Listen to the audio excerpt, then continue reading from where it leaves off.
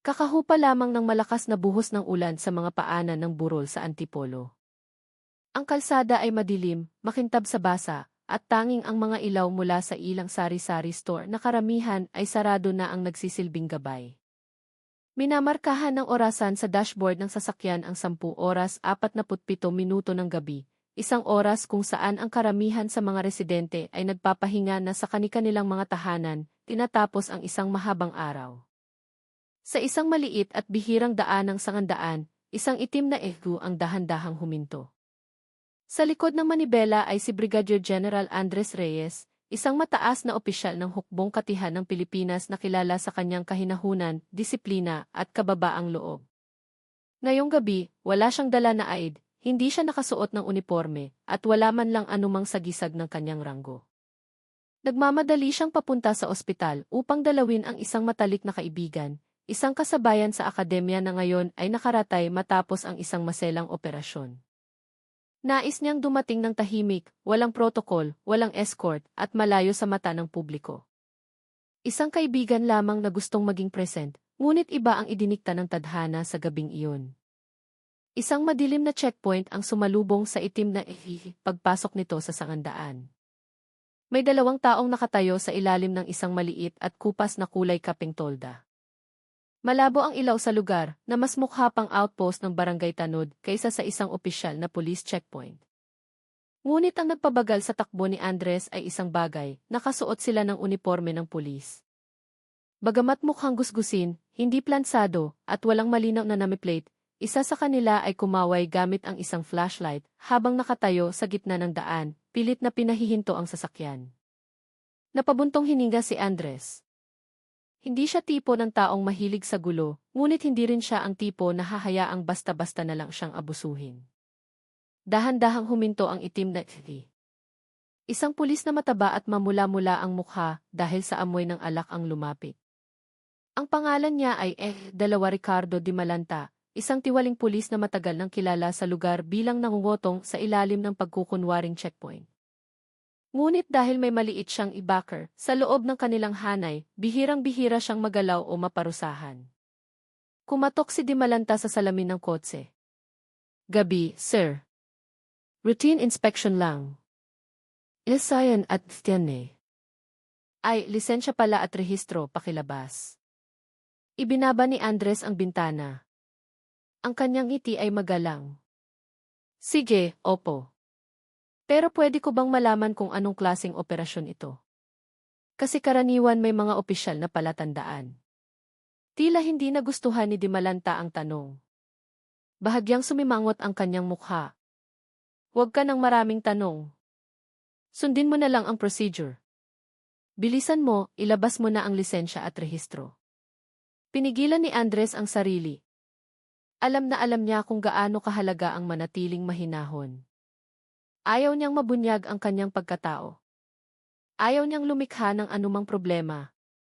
Sa magalang na paraan, iniabot niya ang mga dokumento. Sinulyapan lang ito ni Di Malanta at pagkatapos ay nagkunwaring tumango-tango. At lumabas ang mga salitang kanina pa niya hinihintay. Aba, sir, may violation ka pala. Alam mo ba na yang madilim mong taillight, pwede kang tiket andyan. Pero, kung gusto nating magkaaregluhan, tutulungan ka na lang namin. 2,000, sapat na. Dahan-dahang napabuntong hininga si Andres. Ito na nga ang problema. Pangingikil na nakabalak kayo sa pagpapatupad ng batas. At sa gabing iyon, ang tanging nais niya ay makarating agad sa ospital. Ngunit bago pa siya makapagsalita, biglang sumulpot ang ikalawang pulis. Mas payat, mas bata, ngunit may tingin na mas matalas at puno ng pagdududa. Ang pangalan niya ay iisa Marco Valdez. Sumilik siya sa loob ng kotse. Nanliit ang kanyang mga mata nang makita ang military-style na relo sa pulsuhan ni Andres. Isang regalo mula sa isang kasamahan sa isang elite, ngunit maraming taon na ang nakalipas. Hoy, parang hindi ito ordinaryong tao, Rick. Yang relo na yan, mga sundalo lang nagsusuot niyan. Sino ka ba talaga? Sumagot si Andres ng maikli, ordinaryong mamamayan lang po. Papunta lang ako sa ospital. Hindi kontento si Valdez. Huwag kang magsinungaling. Buksan mo ang trunk. May suspect sa akong may karga kang iligal. Nanatiling kalmado si Andres. Sir, kung may opisyal na search warrant, susunod ako. Pero may karapatan akong malaman ang basehan ng inyong pagsisiyasat. Biglang tumindi ang tensyon. Malakas na pinalo ni Dimalanta ang hood ng kotse. Huwag mo akong turuan tungkol sa basehan. Nagiging kahina-hinala ka. Buksan mo ang trunk, itinapik-tapik niya ang baril sa kanyang baywang. Ituturing ka naming isang banta sa mga alagad ng batas. Lalong tumindi ang tensyon. Ang bitag ay nagsimula sa likod ng maliit na tolda. May isang upuang kahoy, ilang bote ng serbesa na walang laman, at mga punit na piraso ng citation ticket. Lahat ay nagpapatibay sa hinala na hindi ito opisyal na checkpoint. Nagsimulang makaramdam ng hindi maganda si Andres. Kung gusto ninyong mag-inspeksyon, sige po. Pero sana ayon sa tamang proseso. Ayaw ko po ng gulo. Ngunit sa halip na makinig, binuksan ni Valdez ang pinto sa likuran ng kotse nang walang pahintulot, pilit na ipinasok ang kanyang ulo sa loob. Ho, magarang kotse, bihis desente. Sigurado maraming pera to. Sige, ganito na lang para madali. 20 mil, deal. Umiling si Andres. Wala siyang dalang ganoong kalaking cash. At wala akong ginagawang paglabag sa batas. Ngumisi si Dimalanta at pagkatapos ay ginawa niya ang isang bagay na nagpakulo sa dugo ni Andres, bagamat ang kanyang mukha ay nanatiling kontrolado. Inilabas niya ang kanyang service firearm mula sa holster at itinutok ito sa dibdib ni Andres mula sa bintana. Magbibilang ako hanggang 3. Magbabayad ka ba o pipilitin ka naming lumabas? Dahil may hinala ako, nagdadala ka ng iligal na kargamento. Tumingin si Andres diretso sa mga mata ni Dimalanta. Ang tono ng kanyang boses ay nanatiling mababa, matatag at may bigat. Ginoo, gumagawa kayo ng isang napakalaking pagkakamali. Sumulong din si Valdez, binuksan ang buttons ng kanyang uniforme habang may mapanuyang ngiti. Tinatakot mo ba ang pulis? Ang lakas ng loob mo. Tignan natin kung sino ka. Kapag gumawa ka ng kahit anong kalokohan dito, kahit mawala ka, walang makakaalam. Tahimik ang lugar na ito. Totoong tahimik ang gabing iyon. Ang eskinita ay malayo sa mga kabahayan. Tanging ang huni ng mga kuliglig ang kasama. Ngunit ang hindi nila alam, ang taong kanilang tinututukan ng baril ay hindi isang ordinaryong tao. Siya ay isang general at hindi siya nag-iisa. Ang kahinahunan ni Andres ay lalo lang nagpatindi sa pagdududa ng dalawang tiwaling pulis. Sagot. Sundalo ka, no, sigaw ni Valdez. Hindi tumugon si Andres. Isang bahagyang tango lang ang kanyang ginawa na mas para sa kanyang sarili kaysa sa kanila. Ang maliit na kilos na iyon, sa hindi maipaliwanag na dahilan, ay lalong nagpabalisa kay Valdez. Tumingin si Valdez kay Dimalanta at bumulong, Rick, baka malaking tao to. Pero nandito na tayo, ituloy na natin. Kung papalpak, problema to, pero kaya nating ayusin mamaya. Si Dimalanta, nalasing na sa ego at sa amoy ng pera, ay tumango ng buong loob. Lumapit siya sa bintana ng kotse, idinikit ang dulo ng baril sa pisngi ni Andres. Sige, huling pagkakataon. Magbabayad ka ba o dadalhin ka namin sa presinto?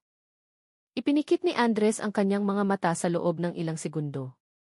Sa kanyang puso, siya'y nanalangin, Panginoon, bigyan ninyo ako ng pasensya. Ayaw niyang manakit. Ayaw niyang gumamit ng dahas. Nais niyang iwasan ang komprontasyon. Nais niyang magtimpi hanggat maaari. Ngunit hindi rin siya natatakot. Hanggang sa isang maliit na tunog ang narinig mula sa radyo sa bulsa ni Andres. Hindi isang military radio, kundi isang cellphone na konektado sa isang internal group chat. May pumasok na mensahe, hinihintay ka ng kaibigan mo sa recovery room. Hindi na pwedeng malate si Andres. Pagmulat niya ng kanyang mga mata, ang kanyang tingin ay nagbago. Kalmado ngunit matalas, tahimik ngunit may kapangyarihan, malumanay ngunit kayang yugyugin ang puso ng sinumang makakita nito. Natigilan si Dimalanta ng 2 segundo. May isang instinct sa kanyang kalooban na sumisigaw na nakagawa siya ng isang malaking pagkakamali. Ngunit, iwinaksi niya ang pakiramdam na iyon. Labas ng kotse. Bilis! Sa isang kilos na dahan-dahan at kontrolado, binuksan ni Andres ang pinto ng kotse. Tumayo siya sa gitna ng daan na may kalmadong tindig. Makulimlim ang langit at ang ihip ng hangin ng gabi ay nagpadagdag sa tensyon. Tinutukan ni Valdez ng flashlight ang kanyang mukha. Nang walisin ng liwanag ang mga tampok ng mukha ni Andres, natigilan si Valdez. Ang matitikas na linya ng isang senior na mandirigma. Ang malamig na tingin na puno ng karanasan. Ang matatag na tindig ng isang taong sanay mamuno sa daan-daang sundalo. Huli ko ng tanong, sino ka? Tanong ni Valdez, ang kanyang boses ay nagsisimula ng mag-alinlangan. Sumagot si Andres nang walang anumang banta sa tono. Isang taong hindi ninyo dapat rinatrato ng ganito. Ninisihan siya ni Dimalanta. Wala akong pakialam sa mga salita mo. Sumama ka sa outpost. Hinawakan niya ang kwelyo ng jacket ni Andres, sinusubukang itulak ito. Ngunit nang dumampi ang kanyang kamay, ang katawan ni Andres ay parang isang haliging bato. Tahimik, hindi gumagalaw. Hindi dahil nanlaban si Andres, kundi dahil napagtanto ni Dimalanta na hindi siya nakikipagbuno sa isang ordinaryong tao. Bitawan ninyo ako, Ginoo. Ang tono ni Andres ay nanatiling malumanay ngunit napakatigas. Nagsimulang kabahan si Valdez. Tinitigan niya ang isang maliit na sagisag sa pulsuhan ni Andres. Isang sagisag na karaniwang isinusuot lamang ng mga miyembro ng pamilya ng D. Rick. Mukhang itong tao. Bago pa niya matapos ang kanyang sasabihin, may tunog ng motor na narinig mula sa likuran. 3 trail bike ang biglang huminto. Mula sa mga motor, 3 lalaking nakaitim na jacket ang bumaba. Hindi sila mga bodyguard, hindi mga aide, kundi mga miyembro ng intelligence service ng army na nagkataong nagpapatrolya at nakilala ang efif ni Andres. Chef, General. Anong problema dito? Namutla agad sina Dimalanta at Valdez. Halos malaglag ang kanilang mga panga sa lupa. General. Hindi pa rin itinaas ni Andres ang kanyang boses. Ibaba ninyo ang inyong mga baril. Ngayon na. Nanginginig si Dimalanta. Halos mahulog ang baril mula sa kanyang kamay. Ang dalawa ay nanigas sa kinatatayuan. Isang bagay ang kanilang napagtanto. Katatapos lang nilang tutukan ng baril ang isang mataas na opisyal. Ang pinakamalaking pagkakamali sa kanilang buhay ay naganap na. Ngunit hindi tinapos ni Andres ang gabing iyon sa karahasan. Ang mga intelligence operative ay handa nang kunin ang 2 pulis. Ngunit itinaas ni Andres ang kanyang kamay. Huwag gumamit ng dahas. Pulis pa rin sila. Kahit nagkamali sila, ayusin natin ito sa tamang paraan. Ang mga salitang iyon ay lalong nagpahiya kina Dimalanta at Valdez. Hindi lamang takot, kundi sampal mula sa integridad ng taong kanilang inabuso. Lumapit si Andres, tumayo kalahating metro mula sa kanila. At sa unang pagkakataon, ipinahayag niya ang kanyang pagkakakilanlan. Ang pangalan ko ay Andres Reyes, Brigadier General ng Philippine Army. Nagmamadali akong dalawin ang isang kaibigan at tinutukan ninyo ako ng baril para humingi ng areglo. Halos himatayin si Dimalanta. Pinagpapawisan ng malamig si Valdez. Nanginginig ang kanyang katawan. Sir, kaya naming ipaliwanag. Ngunit itinaas ni Andres ang kanyang kamay, pinatigil ang walang lamang pagtatanggol. Hindi sa akin kayo dapat magpaliwanag. Tumingin siya sa 2 intel na kasama niya. Dalhin ninyo sila ng maayos. Walang karahasan. Siguraduhing maproseso sila ayon sa batas. Ayaw ko ng paghihiganti. Ang gusto ko lang ay katarungan. Ang mga salitang iyon ang nagtapos sa gabi na muntik ng maging isang trahedya. Muling bumuhos ang mahinang ulan habang ang 2 tiwaling pulis ay dinadala ng mga intel. Hindi sila pinusasan, ayon sa utos ni Andres, ngunit ang kanilang mga hakbang ay parang walang buto. Nakatingin si Dimalanta sa lupa sa buong paglalakbay. Habang si Valdez ay mas madalas na tumitingin sa mukha ni Andres na may pagsisising hindi niya maitago. Ngunit hindi pinahaba ni Andres ang tingin. Ayaw niyang ipahiya ang sinuman. Para sa kanya, hindi ito tungkol sa personal na dangal, kundi tungkol sa moralidad ng mga alagad ng batas, sa dangal ng bansa at sa katarungan. Muli siyang pumasok sa kanyang AC. Pinaandar ang makina. Tumagos ang mga ilaw sa manipis na ulan. Ngunit nang paalis na sana siya, kumatok ang isa sa mga intel sa bintana ng kotse. Permiso, General. Kailangan po ba namin kayong i-escort hanggang ospital? Dahan-dahang umiling si Andres. Hindi na kailangan. Magiging maayos lang ako. Siguraduhin ninyong maproseso sila ayon sa batas. Walang dahas, walang pananakot. Siyap, General. Dahan-dahang umandar ang sasakyan, iniwan ang madilim na lugar. Iniwan ang isang bakas ng tensyon na kakahupa lang. O mas tamang sabihin, nagsisimula pa lang. Ang balita ay kumalat ng walang kontrol. Sa loob lang ng ilang minuto matapos dalhin ng tatlong intel sina Dimalanta at Valdez sa pinakamalapit na kampo militar, ang balita tungkol sa insidente ay nagsimulang umikot sa pamamagitan ng mga bulong-bulungan sa loob ng kanilang hanay. At tulad ng madalas mangyari, ang mga bulong-bulungan ay mabilis na naging isang bagyo. May general ng army na tinutukan ng baril ng pulis sa isang madilim na kalsada. Lasing na pulis, nangikil ng pera. Itinutok ang baril sa dibdib ng general. Ang general mismo ang nanghuli. Ang balita ay lumaki, umikot sa pagitan ng katotohanan at mga dagdag bawas. Ngunit ang esensya ay pareho, may isang general na kinikilan at tinutukan ng baril ng dalawang tiwaling pulis. Hindi nagtagal, ang balita ay nakarating sa pandinig ng Provincial Director ng Rizal, si Police Colonel Antonio Tony De Leon. Isang taong kilalang mahigpit, ngunit may matalas na political instinct. Alam niyang ang reputasyon ng AC at GC ay napakasensitibo, lalo na pagdating sa mga alitan sa pagitan ng dalawang ahensya. Alam niyang ang pagkakamali ng dalawang tauhan niya ay maaaring magdulot ng malaking domino effect, maaari pang ang mag-viral at sirain ang tiwala ng publiko. Agad siyang tumayo mula sa kanyang upuan. Ihanda ang sasakyan. Pupunta tayo sa kampo militar ngayon na. Samantala, nakarating na si General Andres sa ospital. Mahalumigmig ang pasilyo ng ospital. Ang amoy ng antiseptic ay nangingibabaw sa hangin. Ngunit, napakatahimik ng gabi. Pumasok si Andres na may pagod ngunit matatag na mga hakbang. Sa recovery room, ang kanyang matalik na kaibigan, si Colonel Emmanuel Manny Santos, ay kagigising lang mula sa operasyon. Ngumiti siya ng bahagya nang makita si Andres na dumarating. Andres, dumating ka pa rin? Umupo si Andres sa tabi niya. Pasensya na, na-late ako. May kaunting aberya sa daan.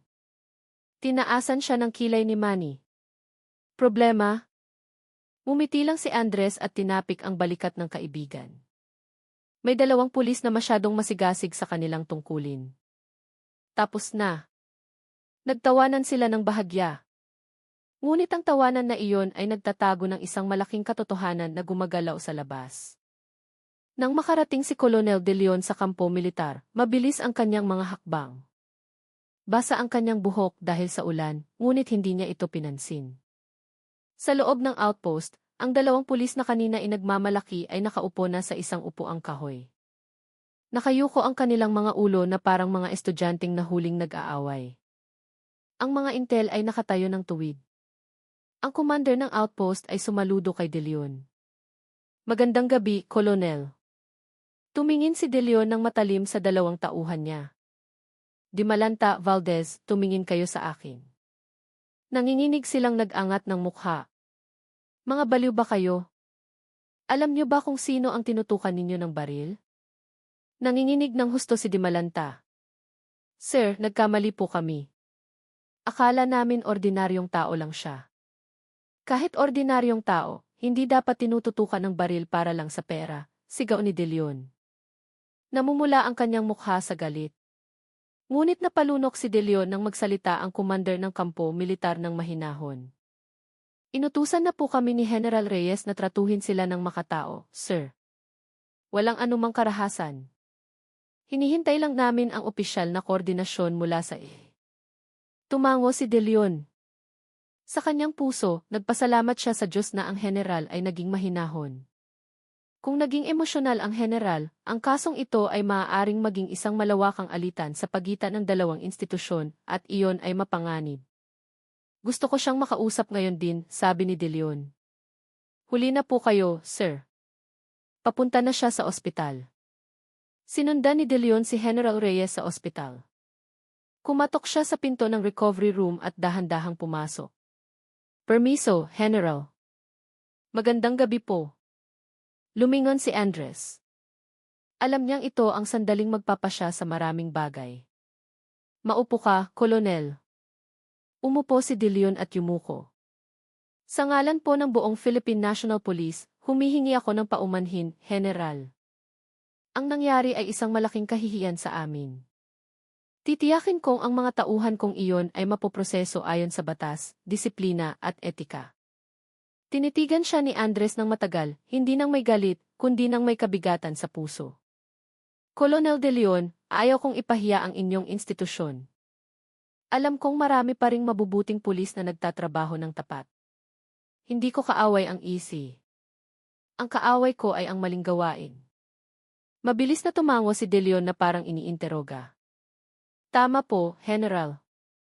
Napakalaki ng kanilang pagkakamali. Kami po ay... Ngunit itinaas ni Andres ang kanyang kamay, pinutol ang mahabang pangungusap. Isa lang ang hihilingin ko. Patakbuhin ninyo ang proseso ng batas ng may katapatan. Walang pananakot. Walang gawa-gawang kwento. At walang paghihiganti sa ibang mga tauhan na susubukang ilabas ang katotohanan. Natahimik si De Leon. Ang mga salitang iyon ay tumusok diretso sa ugat ng problema ng institusyon. Ang moral na paninindigan ng isang general ay mas matindi pa kaysa sa isang malakas na sigaw. Malinaw ang utos ko, patuloy ni Andres. Kolonel, ako ay isang sundalo. Hindi ako naghahanap ng gulo. Hindi rin ako takot sa gulo. Ang gusto ko lang ay pareho nating pangalagaan ang dignidad ng bansang ito. Natigilan si De Leon, hindi inaasahan ang ganoong kalamig at kahinahunan sa sagot. Kung gagawin ninyo ang proseso ng tama, hindi ko na ito aakyatin sa mas mataas. Biglang tumayo si De Leon at sumaludo ng buong paggalang, hindi dahil sa ranggo, kundi dahil sa integridad. Ngunit, ang tunay na bagyo ay nagsisimula pa lang. Paglabas ni De Leon sa ospital, tumunog ang kanyang telepono. Isang hindi kilalang numero. Hello? Isang mabigat at malamig na boses ang narinig sa kabilang linya. Colonel De Leon, alam ko ang nangyari. Mula ako sa Integrity Monitoring and Enforcement Group. Bukas ng umaga, darating kami para kunin ang kaso. At mukhang kailangan mo ring magpaliwanag sa amin. Nanigas si De Leon sa kanyang kinatatayuan. Si General Reyes, na nagmamasid mula sa bintana ng silid, ay nakita ang kilos ni De Leon at nalaman na ang maliit na problemang ito ay nagiging isang malaking unos. Sa gabing iyon sa ospital, mukhang kalmado si Andres, ngunit alam niya.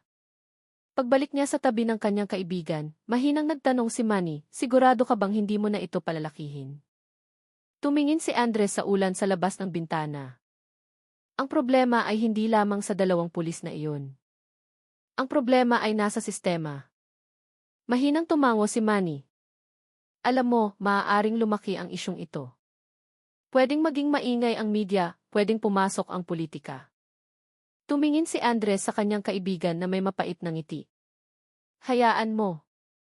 Hindi ako takot sa katotohanan. Sa ibang lugar, ang dalawang tiwaling pulis ay tahimik na umiiyak sa isang maliit na silid sa kampo militar. Nakayuko si Valdez, nanginginig ang kanyang mga balikat. Rick, tapos na tayo. Tapos na ang karera natin. Hinawakan ni Dimalanta ang sariling buhok. Hindi ko sinasadya. Pera lang ang gusto ko. Hindi ko alam na general siya. Tumingin si Valdez sa kanyang kasama. Kahit hindi pa siya general, mali pa rin ang ginawa natin. Ang mga salitang iyon ay nagpatahimik kay Dimalanta ng matagal. Ito ang bunga ng kasakiman na sa loob ng maraming taon ay itinuring nilang normal. Sa gabing iyon, sila ay tunay na nawasak, hindi dahil sa isang general, kundi dahil sa kanilang sariling mga gawa. At higit sa lahat, wala pang alam ang publiko. Ngunit oras na lang ang hinihintay.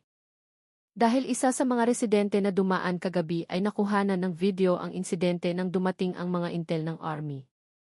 Hindi pa niya ina-upload ang video. Ngunit itinago niya ito at pagsapit ng umaga, ang video na iyon ay kakalat at ang buong bansa ay magugulantang. Hindi pa tuluyang sumisikat ang araw nang pumutok ang unang bagyo. Dapat sana ay tahimik ang umagang iyon, may huni ng mga ibon, kahel na kalangitan, at mahalumigmig na hangin pagkatapos ng ulan. Ngunit ang katahimikan na iyon ay napunit sa loob lang ng ilang minuto. Sa isang maliit na bahay sa gilid ng Antipolo, isang binatang nagngangalang Miguel Migs E. Castro, na aksidenteng nakapag-video ng insidente, ay nakaupo hawak ang kanyang cellphone. Hindi pa siya natutulog.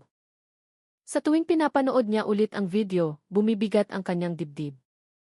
Sa video, malinaw na nakikita ang dalawang pulis na tinututukan ng baril ang isang lalaking nasa edad 50. Madilim ang paligid, may maririnig na mahinang banta at biglang dumating ang mga armadong intel. Ang itsura ng lalaking tinutukan ay hindi gaanong malinaw, ngunit ang kanyang aura at kahinahunan ay sapat na para ipakita na hindi siya ordinaryong tao. Tinitigan ni Migs ang screen ng kanyang telepono. Kung i-upload ko to, gulo to. Pero kung itatago ko lang, mali rin.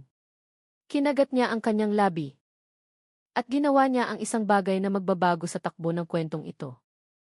In-upload niya ang video, hindi sa TikTok, hindi sa Instagram, kundi sa isang local Facebook group. Isang grupo na kilalang mabilis magpakalat ng kahit ano. At doon nagsimula ang bagyo. Ang video ay kumalat ng mas mabilis pa sa apoy sa tuyong damuhan. Sa loob ng 45 minuto, ang video ay nakapasok na sa 12 iba pang Facebook groups at messenger chat groups. Mula sa group ng mga alumni, group ng mga nanay sa subdivision, hanggang sa group ng mga delivery rider. Pagkatapos, umakyat ito sa EDE, dating Twitter. May isang nag-upload nito na may caption, "Mga pulis, nanutok ng baril sa isang motorista sa gabi." Seryoso 2.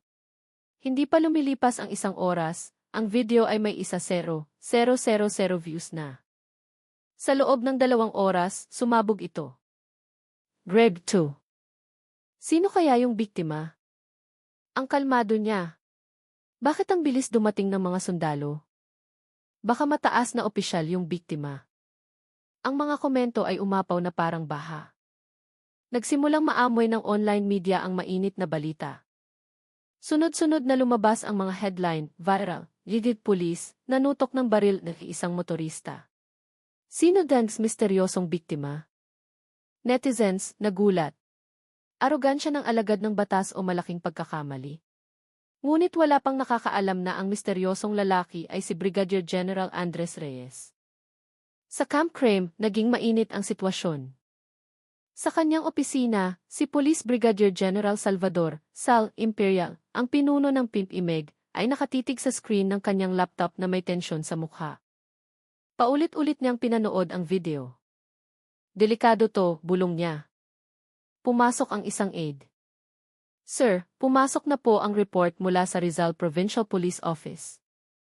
Ang biktima po ay isang aktibong general ng Army. Tumingin si Imperial sa kanyang aide na may nanlalaking mga mata. Sino ng general? Napalunok ang aide. Brigadier General Andres Reyes po. Agad na isinara ni Imperial ang laptop. Ihanda ang buong investigation team. Aalis tayo ngayon na. Huwag nang hintayin ang tanghali. Ngunit bago pa siya makatayo, tumunog ang kanyang telepono. Ang pangalang lumitaw ay nagpatindig ng balahibo sa kanyang batok. Chief of Staff, V. Huminga ng malalim si Imperial at sinagot ito. Magandang umaga po, General. Ang boses sa kabilang linya ay malamig. Imperial, gusto kong maging mabilis ang lahat ng proseso. Walang dapat itago at siguraduhin mong walang miyembro ninyo ang susubukang gipitin ang general ko. Kinuskos ni Imperial ang kanyang noo. Hindi na ito simpleng kaso ng disiplina. Tungkol na ito sa relasyon ng dalawang institusyon. Sa isang kampo ng Army, lalong lumapot ang tensyon. Sa isang conference room, ilang matataas na opisyal ang nagtipon. Ang Division Commander, si Major General Rendra, ay nakatingin sa malaking screen na nagpapakita ng viral na balita. Sigurado akong ayaw ni General Reyes na palakihin ito, sabi niya. Sumagot ang isang intelligence colonel. Tama po, sir. Pero nagsalita na ang publiko. Hindi tayo pwedeng manahimik lang. Nagpatuloy ang isang opisyal mula sa Judge Advocate General's Office. Kung malaman ng publiko ang kanyang pagkakakilanlan, magiging masama ang epekto nito. Gagamitin ng media para palabasing may alitan ang at dahan-dahang tumango si Rendra. Hintayin natin ang kanyang desisyon. Huwag tayong kikilos ng walang utos. Ngunit ang mukha ng lahat sa silid ay madilim. Alam nilang ang bagyong ito ay hindi na mapipigilan. Sa ospital, nalaman lang ni Andres na sumabog na ang video. Nagtitimpla siya ng tsaa para sa kaibigang si Manny nang isang nurse ang pumasok na natataranta. Paumanhin po, sir. Pero viral na po yung video. Lumingon si Andres, kumunot ang kanyang noo. Anong video? Nanginginig na ipinakita ng nurse ang kanyang cellphone. Sa screen, nakita niya ang sarili kahit medyo madilim na pinalilibutan ng dalawang pulis. Pagkatapos ay ang eksena kung saan dumating ang mga intel. Matagal na nahimik si Andres, hindi kumukurap ang kanyang mga mata. Mahinang nagtanong si Manny, Andres, galit ka ba? Dahan-dahang inilapag ni Andres ang tasa ng tsaa. Hindi ako galit. Huminga siya ng malalim. Nadismaya ako. Sinubukang humiti ni Manny. Kanino?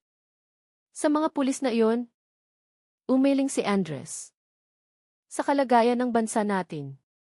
Isang nakabibinging katahimikan ang bumalot sa silid. Kinaumagahan, hindi pa man nakakapag-almusal si Colonel De Leon nang dumugin na ng 12-dosenang mamamahayag ang kanyang opisina. Colonel, pakikumpirma po ang viral video. Totoo po bang isang general ang biktima? Hihingi po ba ng paumanhin ang sa pamilya ng biktima? Totoo po bang lasing ang mga suspect at nangikil ng pera? Tinaas ni De Leon ang kanyang kamay. Hindi ako maaaring magbigay ng pahayag hanggat walang opisyal na investigasyon. Sumigaw ulit ang isang reporter, Colonel, totoo po bang isang general ng army ang biktima? Nanigas si De Leon. Alam niyang kahit anong maliit na sagot ay maaaring magdulot ng mas malaking gulo. Paumanhin, no comment. Ngunit ang kanyang pananahimik ay lalo lang nagpatibay sa mga espekulasyon. Sa pansamantalang detention cell, si Dimalanta ay pabalik-balik na parang isang leon sa hawla. Valdez, lalong lumalala to. Viral na iyong video. Sabi ng mga tao, nanutok tayo ng baril sa general. Hinawakan ni Valdez ang kanyang ulo. Dahil iyon ang nangyari. Tinutukan talaga natin ang general. Sinipa ni Dimalanta ang isang upuan. Ayokong makulong. Ayokong masira ang karera ko. May pamilya ako. Tinitigan siya ni Valdez, nanginginig ang kanyang paghinga. Sira na tayo, Rick. Hindi pa lang natin nararamdaman. Nagsimulang mamasa ang mga mata ni Dimalanta.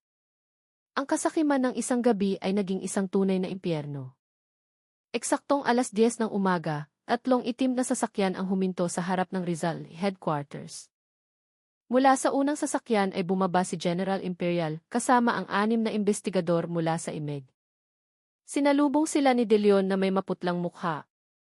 Welcome po, sir. Agad na pinutol ni Imperial. Gusto naming makausap ang 2 tauhan mo. Ngayon na. Ang kapaligiran sa himpilan ay parang sinasakal. Agad na dinala ang 2 pulis sa interrogation room. Isinara ang pinto at mahinang narinig ang mga sigaw. Lahat ay naganap ng mabilis, tensyonado at walang paligoy-ligoy. Sa isang interogasyon, tinitigan ni Imperial si Dimalanta ng matalim na parang kutsilyo. Sino ang nag-utos sa inyo na mag-checkpoint? Yumuko si Dimalanta. Wala pong nag-utos, sir. Naghahanap lang po kami ng dagdag kita. Hindi makapaniwalang tinitigan siya ni Imperial. Impossible. Maglalakas loob kayong manutok ng baril sa isang general para lang sa dagdag kita. Sino ang backer ninyo? Napalunok si Valdez. Wala po, sir. Lalong tumalas ang tingin ni Imperial. Nagsisinungaling kayo. May isang taong matagal nang pinapayagan ang gawain ninyo. Hahalukayin ko ang lahat. Nagkatinginan sina Dimalanta at Valdez. May isang bagong takot na mas malaki pa sa banta ng pagkakakulong. Dahil kung ibubunyag nila ang taong nasa likod nila, ang kanilang buhay ang maaaring maging kapalit. Bago magtanghali, nagpasya na si General Reyes. Inutusan niya si Colonel Santos na medyo nakakabawi na iparating ang kanyang desisyon sa pamunuan ng D. Samantala, nagpasya si Andres na gawin ang isang bagay na hindi inaasahan ng sinuman. Humiling siya na makipagkita sa ilang piling miyembro ng media ng pribado. Sa isang maliit na silid sa ospital, kalmadong naupo si Andres habang dumating ang dalawang senior na mamamahayag.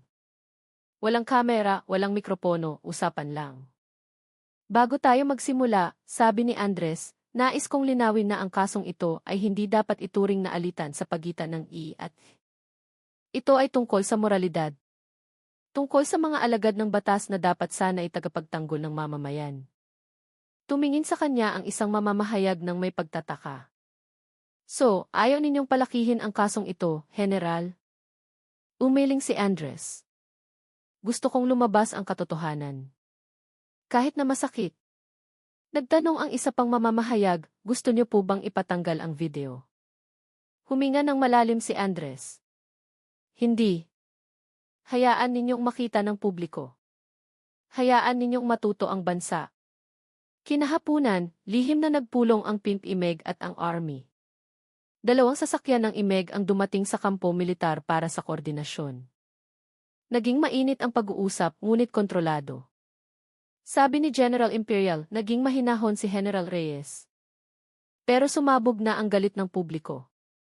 Kailangan nating kumilos ng mabilis. Sumagot si Major General Rendra, ayaw naming gamitin ang ACE bilang panangga para tirahin ang mga miyembro ninyo.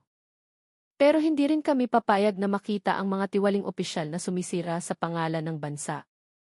Matagal silang nagkatitigan. Pagkatapos ay nagpatuloy si Rendra. Ang Imeg ang magpoproseso ng kaso. Ang Army ang magbabantay sa seguridad ng General. Walang alitan. Aayusin natin ito bilang isang sibilisadong bansa. Tumango si Imperial. Sang-ayon. Ngunit, isang opisyal ng Imeg sa sulok ng silid ang bumulong sa kanyang kasama, hindi pa ito tapos. May mas malaki pa kaysa sa dalawang pulis na iyan. Sa ibang lugar, si Migs, ang kumuha ng video, ay nagsimulang makatanggap ng mga banta. Simula nang mag-viral ang kanyang video, maraming hindi kilalang numero ang tumatawag at nagte-text. May pumupuri, may nagbabanta, may nagtatanong ng kanyang pagkakakilanlan. Nagsimulang matakot si Migs. Kinaumagahan, may kumatok sa pinto ng kanilang bahay. Dahan-dahan niyang binuksan. Isang hindi kilalang lalaki ang nakatayo, matangkad at naka-jacket. Ikaw ba ang nag-upload ng video kagabi? Nanigas si Migs sa kinatatayuan. Umiti ng bahagya ang lalaki. Kailangan nating mag-usap. Sa ospital, malapit nang magdapit hapon, nakatanggap si Andres ng isang mahalagang tawag. Sa screen ng kanyang telepono, Chief of Staff, V. Sinagot ni Andres. Siap, General. Mabigat ang boses ng Chief of Staff. Andres, alam mong naging national issue na ang kaso mo. Gusto ng presidente ng direktang ulat bukas ng umaga. Yumuko si Andres. Opo, General. At isa pa, bumaba ang boses ng Chief of Staff. Ilang mahahalagang tao sa GC ang tila hindi natutuwa kung bubuksan ng malalim ang kasong ito. Mag-ingat ka. Ipinikit ni Andres ang kanyang mga mata sandali. Ang bagyo ay sa wakas ay nagpapakita ng tunay nitong mukha. Ang gabi ay nagsimulang dumilim. Ang mga ilaw sa kalsada ay nagsindi. Mukhang tahimik ang ospital, ngunit ang buong bansa ay hindi. Lalong nag-viral ang video, lalong uminit ang media. Parehong kumikilos ang Hehe at Lee. May malalaking interes na nagambala, may mga makapangyarihang tao na takot na mabunyag ang kanilang mga lihim. At sa gitna ng lahat ng ito, si Andres ay mag-isang nakaupo sa pasilyo ng ospital, pinagmamasdan ang ulan na muling bumubuhos. Alam niyang bukas ng umaga ang araw ng paghuhusga. Hindi pa rin tumitila ang ulan ng dalhin ng pinagsanib na puwersa ng Imeg at ng Rizal ang lahat ng sangkot patungo sa investigation headquarters. Ramdam pa rin ang tensyon, ngunit isang bagay ang nagbago. Ang mga pulis na dating napaka-arugante ay ngayon nakayuko at walang kibo. Samantala, si General Reyes ay nakaupo sa isang espesyal na waiting room, kasama ang isang junior officer. Basa pa rin ang kanyang damit, ngunit ang kanyang tindig ay nananatiling kalmado, bagamat baka sa kanyang mukha ang pagod. Ang maliit na interrogation room ay puno ng amoy ng kape at tensyon. Si F.A. Di Malanta, na tinutukan ng baril ang general, ay nakaupo na may posa sa mga kamay. Sa tapat niya, binuksan ni General Imperial ang isang folder. Bakit ka nangikil? Ang boses niya ay walang emosyon. Napalunok si Di Malanta. Sumusunod. Sumusunod lang po ako sa utos, sir. Lahat ng nasa silid ay nag-angat ng ulo. Utos kanino? Lalong yumuko si Di Malanta. Nanginginig ang kanyang mga daliri. Sa hepe po ng checkpoint operation. At may lingguhang tong na kailangang maabot, sabi niya ng pabulong, halos basag ang boses. Tinitigan siya ni Imperial ng matalim. So, sindikato ito, hindi lang simpleng gawain ng ilang tiwaling pulis. Dahan-dahang tumango si Di Malanta. Ang pagsisisi ay nagsisimula ng lumitaw, ngunit huli na ang lahat para ayusin pa ang anumang nasira. Nang ipakita ang mga ebidensya, kasama na ang audio recording mula sa cellphone ng isa sa mga intel na naglalaman ng mga banta at ang tunog ng pagkalabit ng baril. Ang iba pang mga pulis na kasama sa operasyon na dating mayabang ay nagsimula na ring matinag. Isa-isa silang umamin sa parehong gawain. Sa pilitang lingguhang remittance, panggigipit mula sa kanilang superior, mga banta kapag hindi naabot ang target, at mga buwan ng pananakot sa mga sibilyan. Ang investigasyon ay umabot hanggang gabi. Mga pangalan ay nagsimulang lumitaw, bumubuo ng isang kadena na nagbukas sa isang matagal ng tinatakpang kabulukan. Pagkatapos ng halos 2 oras na paghihintay, tinawag si General Reyes sa main conference room. Ang mga matataas na opisyal ng AE, kasama na ang regional director, ay naroon na. Tumayo ang regional director at sumaludo. Muli po, General, ang aming pinakamalalim na paumanhin sa nangyari. Titiyakin po naming mapoproseso ang lahat ng sangkot ng walang kinikilingan. Tumango lamang ang General. Hindi ko kailangan ng paumanhin. Ang kailangan ko ay hindi na muling maging biktima ang taong bayan. Ang kanyang boses ay matatag at puno ng diin. Huminga ng malalim ang regional director. Pangako po, General. Agad na kumalat ang balita. Ang video ng aroganting aksyon, ang baril na itinutok sa isang general, hanggang sa sandaling sinalakay ng V-Intel at Pimp Imeg ang checkpoint ay naging viral sa lahat ng platform. Dumagsa ang komento ng publiko. Sa wakas, may nangahas ding magbunyag. Ganyan ang nangyayari kapag pinababayaan ang mga tiwali. Saludo ako kay General Reyes. Samantala, naglabas ng pahayag ang Department of National Defense, buong pusong sinusuportahan ang aksyon ng general na sumunod sa batas at hindi gumanti ng dahas. Maging ang FEC ay opisyal na sinibak sa serbisyo at ikinulong ang mga sangkot na pulis. 2 araw ang lumipas, hiniling ni General Reyes na makipagkita sa pinuno ng intelligence team na tumulong sa kanya sa isang simpleng karinderya malapit sa kampo. Major, salamat sa iyong katatagan. Dahil sa inyong mabilis na aksyon, naging malinaw ang lahat. Ngumiti ng bahagya ang Major. Ginawa ko lang po ang dapat, General. Tinitigan siya ng General nang may paghanga. Hindi mo lang ako iniligtas. Iniligtas mo ang dignidad ng ating uniforme. Yumuko ang Major, puno ng emosyon. Isang karangalan po, General.